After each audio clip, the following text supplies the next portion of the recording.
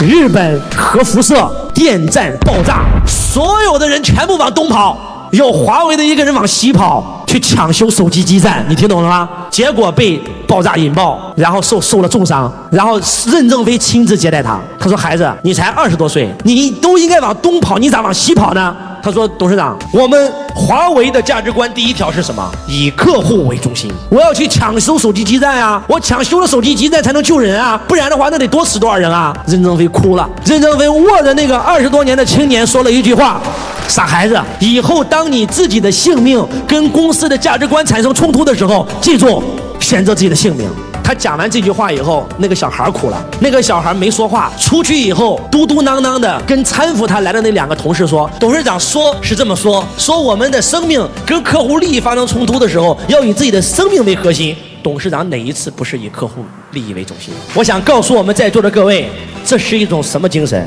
你没有去过华为，你理解不了。你们去华为看一看，每天晚上凌晨加班到凌晨3、4点的太正常了。你们去华为看一看，住的全是豪宅，40多岁找不到老公老婆，单身的太多了，根本没时间去找。在座各位，我在肯尼亚当地看到一条新闻，讲的是华为肯尼亚分公司的一个工程师，因为连续23个月没有休息，脑溢血死在了工作岗位上。请问这件事如果发生在你公司，会发生什么事？那估计家属会把你公司都给你砸了吧？你知道这个工程师死了以后发生了什么事吗？他留下了一个2岁的女儿和一个不到30岁的妻子。他的妻子发了一条推特，上面是这么写的：“亲爱的，你曾经跟我说过这么一句话，你生是华为的人，死是华为的鬼。你为了我们华为这份伟大的事业献身了，我不会让你失望，我会把女儿培养好，将来让她接你的班，成为华为人，完成你没有完成的遗志。”你知道当时我第一次看到这个新闻的时候，是对我灵魂的震撼。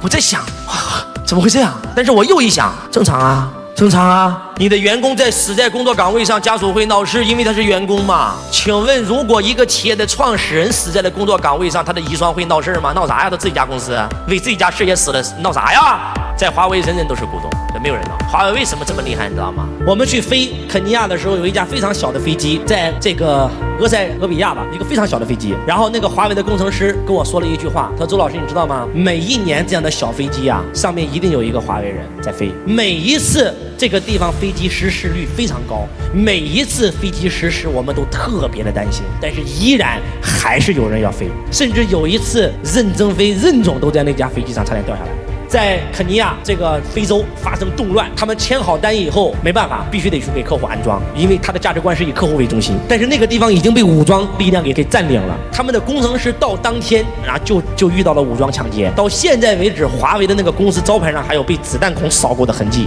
包括在叙利亚，然后在这个伊拉克接完单以后暴乱了，要不要去？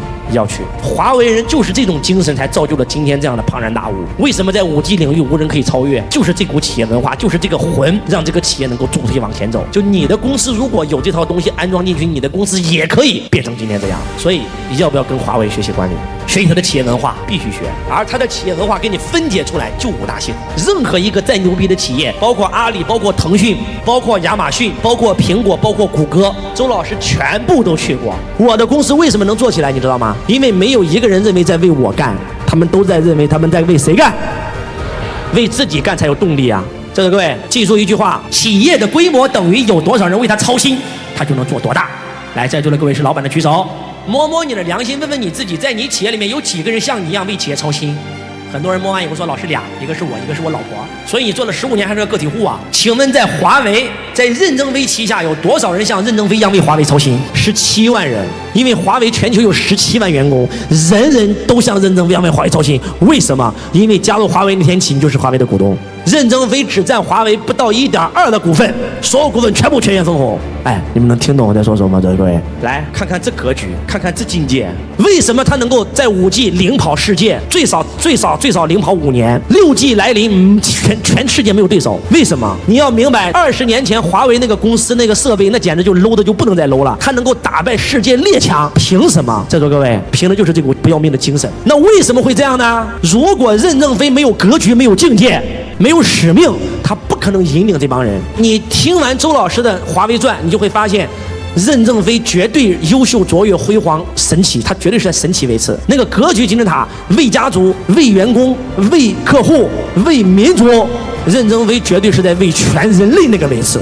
刚开始他创立华为，他是在为国家为民族。什么叫华为？为什么这家公司起了个名字叫华为？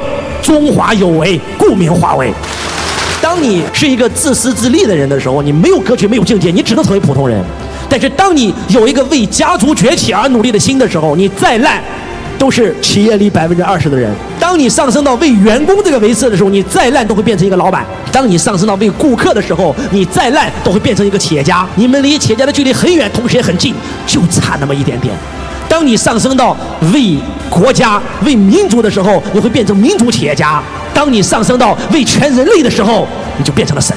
所以一定要提升格局跟境界。去年有一部电影非常火，叫《哪吒》，有没有人看？哪吒的主题叫我命由我不由天。今年哪吒的团队又拿出了一个非常牛逼的电影，叫姜子牙，有看过举手？很多人都认为哪吒比姜子牙更好看，但是我认为姜子牙的格局要比哪吒的格局大无数倍。如果说哪吒还在讲个人英雄主义的话，姜子牙的主题只有一个，那就是天下。姜子牙的故事非常简单，姜子牙本身可以成为诸神之长，姜子牙杀掉眼前的狐妖，你就可以跪下听风，为师封你为众神之长。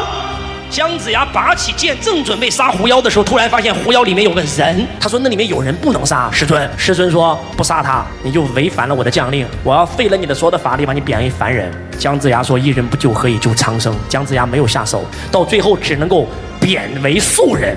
当他贬为素人以后，最后才发现了师尊的整个阴谋，所以他开始去救那个女孩，因为姜子牙告诉我说：“一人不救，何以救苍生？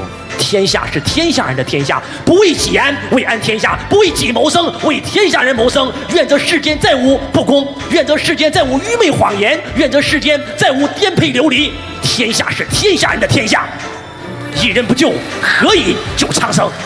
我看完这个电影以后，泪流满面。我告诉我自己，我要成为像姜子牙这样的人，走自己的路，因为有些事总要有人来做。我想告诉我们今天在现场的所有同学，我不是在跟你开玩笑。周老师一路走来太难了，15岁初中辍学，进工厂、进工地、摆地摊。如果没有罗伯特清崎的财商，我现在还在工地呢，我是社会的最底层。在我17岁的我就发下大愿，如果财商能够帮助我改变命运，我要成为财商的终生推动者，来帮助更多像我一样的人改变命运。我用了10年的时间学习财商，践行财商，我实现了财富自由。当我实现财富自由以后，我就想起了我当年发的那个愿，所以我告诉我自己，我要终身从事财商教育。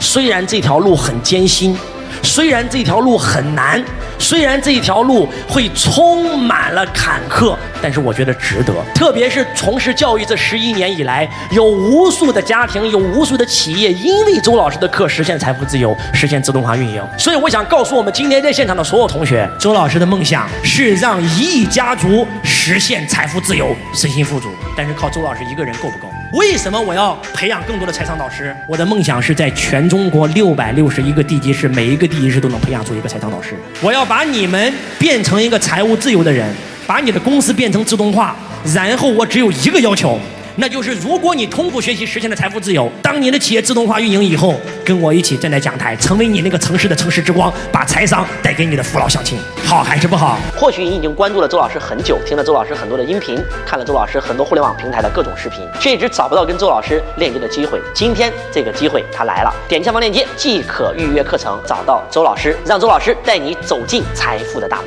你可以听周老师4天的课程，你告诉我值还是不值？这4天的课程讲什么呢？讲财商智慧，讲创业，讲如何应对当下的危机，讲如何直播，讲如何抓住当下最新的赚钱趋势跟风口。你未来有机会来到我的现场听我讲课，甚至成为我的学生，都是有机会的，好不好？点击下方的财商智慧课程报名，让周老师带着你一起实现财富自由。